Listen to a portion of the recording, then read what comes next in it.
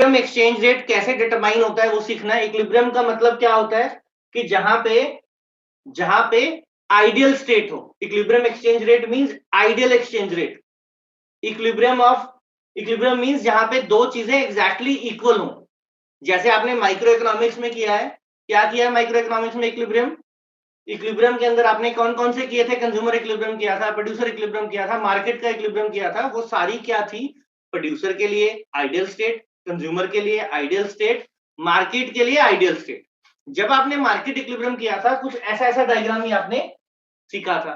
ये demand curve है downward sloping from left to right, ये सप्लाई कर्व है from upward sloping to left to right. ये demand और सप्लाई अब किसको रिप्रेजेंट कर रहे हैं? किसकी डिमांड, किसकी सप्लाई? फॉरेन एक्सचेंज की डिमांड और फॉरेन एक्सचेंज की सप्लाई। अब अगर हम देखें तो इक्विलिब्रियम कहां पे है? जहां पे डिमांड और सप्लाई इक्वल हो गई। जहां पे डिमांड और सप्लाई इक्वल हो गई, वहां पे हमारा क्या है? इक्विलिब्रियम आ जाएगा। तो अगर ये इक्विलिब्रियम है तो इसके सामने यहां पे वाई एक्सिस पे ये जो रेट है ये इक्विलिब्रियम एक्सचेंज रेट है, और ये जो क्वांटिटी है ये इक्विलिब्रियम क्वांटिटी है। किस चीज की? एक्सचेंज की, फॉरेन एक्सचेंज की। फॉरेन एक्सचेंज की अगर इतनी क्वांटिटी है और इतना प्राइस है तो मींस हम इक्विलिब्रियम में हैं, स्टेट ऑफ इक्विलिब्रियम है, आइडियल सिचुएशन है, बेस्ट सिचुएशन है। ऐसा ही होना चाहिए, ठीक है? लेकिन रियल लाइफ में ऐसा नहीं होता ना, आइडियल स्टेट तो नहीं रहती है। क्या होगा? या तो क्या होगा, ये केस ले लेते हैं कि एक्सचेंज रेट इतना है। अब एक्सचेंज रेट अगर इतना है तो अगर आप ध्यान से देखो, सप्लाई जो है वो ज्यादा है, डिमांड जो है वो कम है। सप्लाई है इतनी, डिमांड है इतनी, यहां से इतनी। सप्लाई है यहां से इतनी, तो सप्लाई ज्यादा डिमांड कर, सप्लाई ज्यादा है डिमांड से। अब सप्लाई अगर डिमांड से ज्यादा है तो उसका इंपैक्ट क्या पड़ता है? किसी भी चीज की अगर सप्लाई ज्यादा है और डिमांड जो है वो कम है तो उसके प्राइसेस क्या करने लग जाते हैं? फॉल। तो एक्सचेंज रेट भी क्या करने लग जाएगा? फॉल। यहां से लेकर यहां तक फॉल करता ही रहेगा। कब तक? जब तक अब आप इक्विलिब्रियम पे नहीं पहुंच जाते, ठीक है? जब तक आप इक्विलिब्रियम पे नहीं पहुंच जाते तब तक ये फॉल करता रहेगा। अब मान लेते हैं कि सिचुएशन ये है, मींस रेट जो है एक्सचेंज रेट वो R2 है, R नहीं है R2 है। तो कैसे साइकिल चलेगा?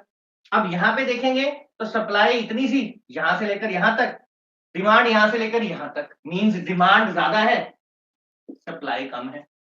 डिमांड ज्यादा है सप्लाई कम है, डिमांड करने वाले लोग, खरीदने वाले ज्यादा, बेचने वाले कम।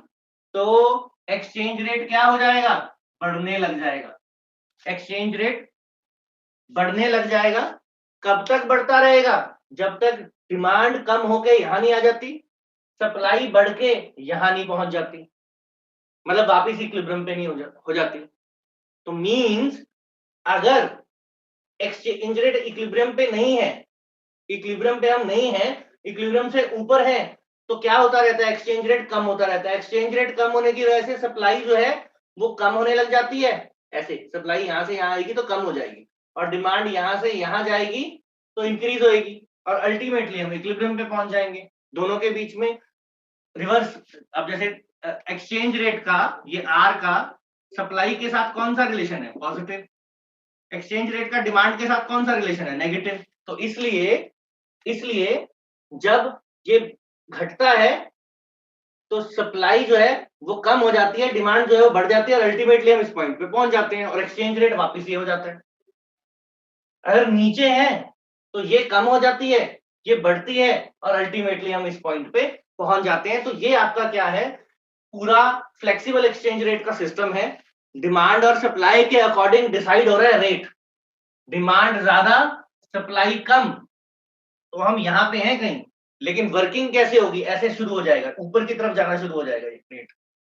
और अगर बाई चांस सप्लाई ज्यादा है तो रेट नीचे की तरफ जाना शुरू हो जाएगा, और इसी के बेसिस पे ये पूरा सिस्टम चलता है। और इसी के बेसिस पे आपकी जो डिमांड और सप्लाई है, इन्हीं के बेसिस पे एक्सचेंज रेट कम या ज्यादा होता रहता है, डेली बेसिस पे, आर्ली बेसिस पे, है ना, वीकली बेसिस पे। कई बार न्यूज देखी होगी, न्यूज चैनल्स में कई जगह पे रेट नीचे आता रहता है, तो आप देख सकते हैं कि अगर बहुत ज्यादा फ्लक्चुएशन आ जाए तो मेजर न्यूज बन जाती है, न्यूज़पेपर में भी आता है इतना फर्क पड़ गया या बढ़ता ही जा रहा है एक्सचेंज रेट, तो वो एक मेन टॉपिक हो जाता है, पॉलिटिशियंस भी उसके ऊपर कमेंट करते हैं, है ना, मिनिस्टर्स को भी कंसर्न हो जाती है, बिकॉज डिटेल में हम करेंगे आगे, जब ये एक्सचेंज रेट कम या ज्यादा होता है उसका कई लोगों पर इम्पैक्ट पड़ता है, कईयों पे पॉजिटिव पड़ता है, कईयों पे नेगेटिव पड़ता है, तो वो हम नेक्स्ट क्लासेस में डिस्कस करेंगे।